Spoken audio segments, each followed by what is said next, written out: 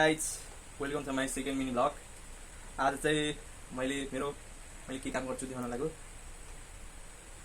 कति 23 तोला छ, 23 तोला आयो, 22 वटा सिकेको होला हो। यहाँ सक्नुहुन्छ।